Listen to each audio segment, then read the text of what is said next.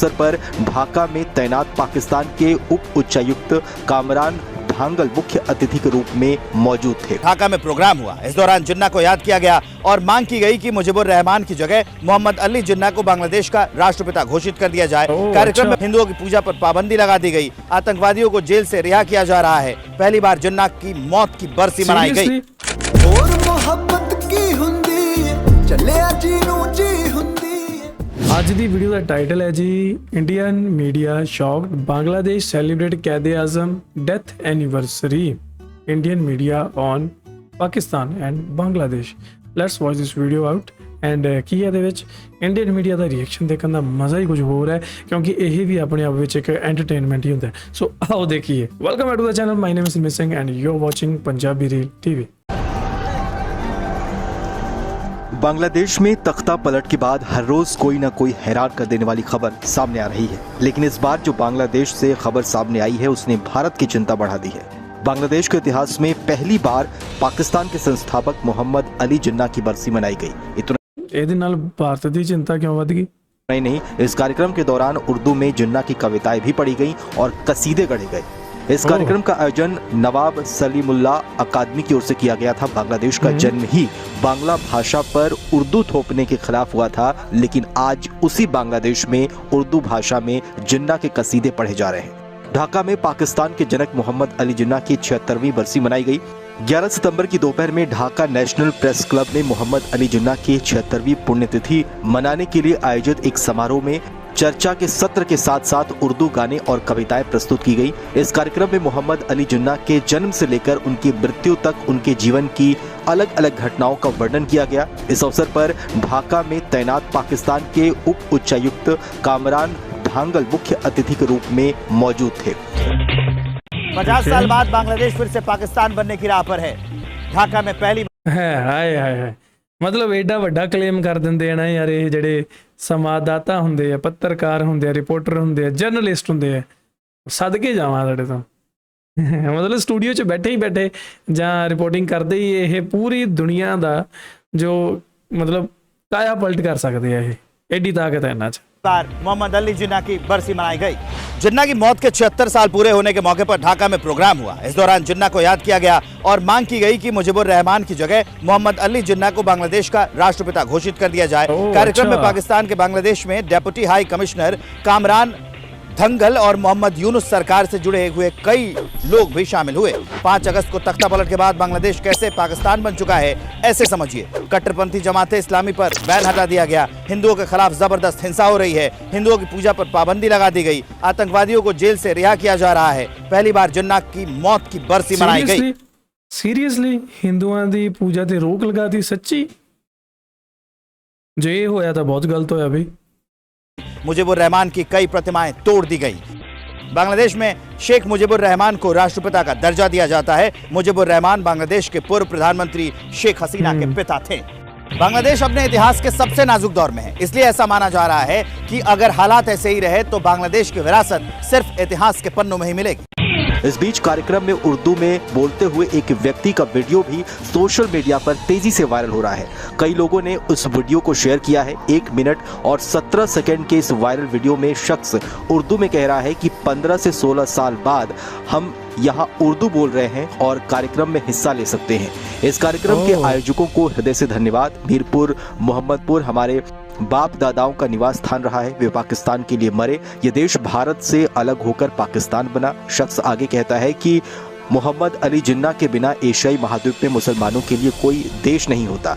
मोहम्मद अली जिन्ना की वजह से हमें पाकिस्तान मिला, जहां हम मुसलमान सम्मान के साथ अपने धर्म का पालन कर सकते हैं। 1971 में भारत ने हमारे देश को 2 भागों में बांट दिया। 55 साल बाद हमारे बाप दादाओं ने इसी पाकिस्तान का सपना देखा है, इसलिए आज पूरे पाकिस्तान को यहाँ देखकर और इस कार्यक्रम में आकर हमें बहुत खुशी हो रही है। क्या भारत के खिलाफ बांग्लादेश और पाकिस्तान मिलकर बड़ा खेल कर रहे हैं? क्या बांग्लादेश की यूनुस सरकार का रिमोट पाकिस्तान से ऑपरेट हो रहा है? धीरे धीरे भारत के साथ संबंध वाला परिवर्तन भी हो रहा है। बांग्लादेश में हिंदुओं पर हमले बढ़े हैं। बांग्लादेश की नई सत्ता के मन में पाकिस्तान और चीन के प्रेम वाले तराने क्यों बज रहे हैं? ऐसा लग रहा है कि बांग्लादेश उसी राह पर जा रहा है जो अपने निर्माण से पहले पूर्वी पाकिस्तान के दौरान था।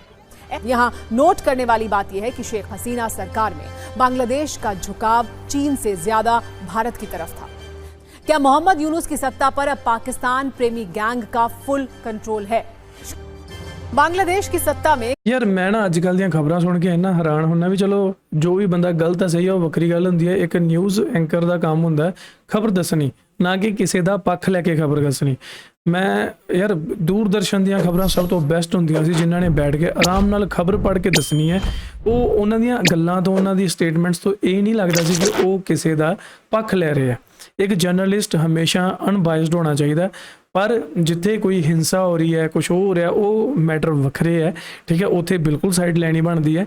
ਪਰ ਜਿੱਥੇ ਤੁਸੀਂ दूर बैठ के सिर्फ स्टूडियो ਵਿੱਚ बैठ के करना, वो ਮੈਨੂੰ गलत लगती है चीज़।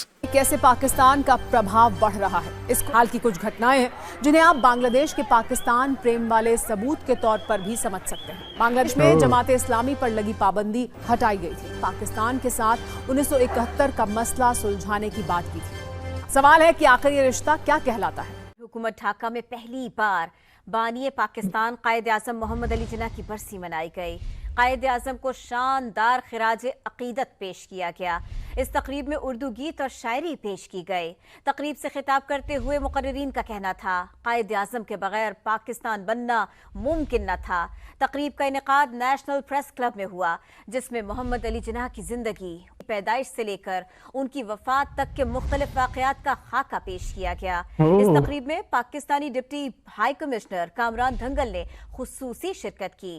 प्रदेश में भी कायद आज़म मोहम्मद अली जिन्ना की बरसी मनाई गई है। मीडिया रिपोर्ट्स के मुताबिक ये पहला मौका है कि बानी पाकिस्तान की बरसी मनाई गई। कायद आज़म की 76वीं बरसी पर ढाका नेशनल प्रेस क्लब में तकरीब हुई, जिसमें पाकिस्तान के डिप्टी हाई कमिश्नर ने भी शिरकत की। मुकर्रीन का कहना था कि कायद आज़म ना होते तो पाकिस्तान ना बनता और ना ही बांग्लादेश वजूद में आता। कहिएगा कि आप इस पर क्या कमेंट करेंगे। हम सब जानते हैं कि माजी में हसीना वाजिद की हुकूमत ने भारत की ईमा पर कभी भी पाकिस्तान के साथ ताल्लुकात बेहतर करने की कोशिश नहीं की, लेकिन अब हसीना वाजिद के जाने के बाद अब बांग्लादेश से आवाज़ें आ रही हैं कि उन्हें अब पाकिस्तान और चीन के साथ ताल्लुकात बेहतर करने चाहिए। तो इस ऐसा इक़दाम से खित्ते पर क्या मस्बत असरात मुरतब हो सकते हैं, क्या कहेंगे आप? बिस्मिल्लाहिर्रहमानिर्रहीम। जी, सबसे पहले तो मुझे बड़ी खुशी है कि वो ख्वाब जो कि हम देखा करते थे वो आज अल्हम्दुलिल्लाह वो पूरा हो गया। और कायद आज़म मोहम्मद अली जिन्ना के हवाले से जो एक हुकूमत के पॉलिसी थी बांग्लादेश में, वो अपने अख्ताम को पहुंची और लोगों ने अपने असली लीडर को जो है वो चुन लिया। और लोगों ने अपने असली लीडर की तस्वीर लगा के बांग्लादेश के अंदर जो है ये साबित कर दिया कि दो कौमी नजरिया जो है वो जिंदा है। और जो गर्क हुआ वो था मुक्ति भानी का नजरिया, और मुक्ति भानी के पीछे जो लोग चलाने वाले थे उनका नजरिया बहरे खलीज बंगाल में गर्क हो गया। कायद की कौम दो मुल्कों में बस रही है, एक बांग्लादेश है और एक पाकिस्तान है। यह है कि जो कायद का नजरिया था और पाकिस्तानियत और हुब्बुल वतनी का जो जज्बा था वो बदरजे उत्तम जो है पाया जाता है बंगालियों में। अब जिन्होंने बांग्लादेश की तख्लीक की वो तो बेड़ा गर्क हो गया उनका धान मंडी में पहले तो कत्ल कर दिया गया शेख मुजीब को। तो हैरान कुन बात यह है कि तमाम के तमाम जो मुजस्मे थे जो कि उसकी कोई शेख मुजीब के साथ लिंक्ड चीज़ें थीं, उसका घर था, उसकी बाकियात थीं, उनको लोगों ने मशमार करके रख दिया। उनको शेख हसीना वाजिद की हुकूमत का खात्मा नहीं था, बल्कि मेरे ख्याल से जो भारत की एक मजबूत गिरफ्त थी वो भी खासी कमज़ोर हो गई। और ये देखिए, अभी बांग्लादेश की क्रिकेट टीम भी पाकिस्तान में आई और आपको हैरान कुन ये बात है कि पाकिस्तान में वो खुलेआम जॉगिंग करते रहे, किसी ने कुछ नहीं कहा। और हिंदुस्तान आज वहां रुस्वा और दलील हो गया। हिंदुस्तान ने जो 250 क्रॉसिंग पॉइंट्स दिए थे उनके ऊपर भी हिंदुस्तान के लिए आज हजीमत का शिकार है। जो उनकी इन्वेस्टमेंट थी हसीना वाजिद पे वो डूब गई, और उन्होंने जो पॉलिटिकल इन्वेस्टमेंट की थी, उन्होंने जो मीडिया पे इन्वेस्टमेंट की थी, जो आवाम के अंदर उन्होंने नफरतों के बीज बोए थे, वो खलीज बंगाल में डूबे। तो मैं बिल्कुल, और मेरी तहरीक जवानान पाकिस्तान जो कि एक सियासी तंजीम है, हमने तो उनको पैगाम दिया है, तहनीती पैगाम भिजवाए हैं कि आपको बहुत बहुत मुबारक हो कि आज पाकिस्तान का वो ख्वाब जो था वो पूरा हो गया। और अल्हम्दुलिल्लाह इसको पूरा करने वाले कोई और नहीं बल्कि बंगाल के नौजवान लड़के लड़कियां हैं। आप बताएं आज वहां पाकिस्तान जिंदाबाद के नारे क्यों लग रहे हैं? इसका मतलब है वो तमाम झूठी बातें थी, वो तमाम गलत नेगेटिव प्रोपेगेंडा था। आज जिसको बंगाल की कौम ने, बंगाल के जवान ने अल्हम्दुलिल्लाह रद्द करके कायदे आज़म मोहम्मद अली जिन्ना का जो तस्वीर है उनको अवैजा कर दिया। पाकिस्तान के झंडे बुलंद हुए, पाकिस्तान के जिंदाबाद के नारे बुलंद हुए। ये है अल्हम्दुलिल्लाह हमारा पाकिस्तान। ਸੋ ਗਾਇਜ਼ ਇਹ ਸੀ ਅੱਜ ਦੀ ਇੱਕ ਵੀਡੀਓ ਜਿਹਦੇ ਵਿੱਚ ਆਪਾਂ ਦੇਖਿਆ ਕਿ ਬੰਗਲਾਦੇਸ਼ ਦੇ ਵਿੱਚ ਜਦੋਂ ਇਹ ਇੱਕ ਖਿਲਾਫਤ ਹੋਈ ਹੈ ਉਸ ਤੋਂ ਬਾਅਦ ਜੋ ਉਹਦੀ ਨਵੀਂ ਸਰਕਾਰ ਬਣੀ ਜਾਂ ਉੱਥੋਂ ਦੇ ਨਵੇਂ ਰੂਲ ਬਣ ਰਹੇ ਹੈ, ਜੋ ਇੱਕ ਆਰਗੇਨਾਈਜੇਸ਼ਨ ਤੋਂ ਬੈਨ ਹਟਾਇਆ ਗਿਆ ਜਾਂ ਜਿਹੜਾ ਕਿਹਾ ਜਾ ਰਿਹਾ ਕਿ ਹਿੰਦੂਆਂ ਨੂੰ ਪੂਜਾ ਕਰਨ ਨਹੀਂ ਦਿੱਤਾ ਜਾ ਰਿਹਾ ਜਾਂ ਉਹਨਾਂ ਦੀ ਆਜ਼ਾਦੀ ਖੋਈ ਜਾ ਰਹੀ ਹੈ, ਇੱਦਾਂ ਦੀਆਂ ਗੱਲਾਂ ਆ ਰਹੀਆਂ। ਹੁਣ ਇਸ ਗੱਲ ਵਿੱਚ ਕਿੰਨੀ ਕੁ ਸੱਚਾਈ ਹੈ ਮੈਨੂੰ ਨਹੀਂ ਪਤਾ, ਪਰ ਜੇ ਇਹ ਸੱਚ ਹੈ ਤਾਂ ਬਹੁਤ ਹੀ ਗਲਤ ਗੱਲ ਹੈ, ਕਿਉਂਕਿ ਆਪਾਂ ਇਸ ਚੈਨਲ 'ਤੇ ਹਮੇਸ਼ਾ ਹੱਕ ਸੱਚ ਦੀ ਗੱਲ ਕਰਦੇ ਹਾਂ। ਕਿਤੇ ਵੀ ਕਿਸੇ ਤੇ ਵੀ ਜ਼ੁਲਮ ਹੋਣਾ ਮਾੜੀ ਗੱਲ ਹੈ।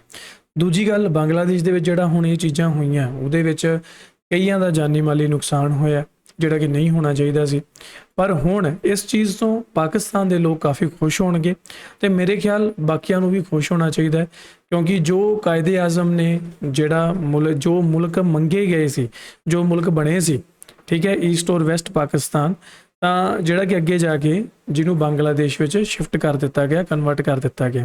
ਹੁਣ ਉੱਥੋਂ ਦੀ ਪੋਪੂਲੇਸ਼ਨ ਕੀ ਚਾਹੁੰਦੀ ਹੈ ਉਹ ਉੱਥੋਂ ਦੇ ਲੋਕਾਂ ਨੂੰ ਪਤਾ, ਆਪਾਂ ਇੱਥੇ ਬੈਠ ਕੇ ਉਹਦੇ 'ਤੇ ਕੋਈ ਵਿਚਾਰ ਨਹੀਂ ਕਰ ਸਕਦੇ।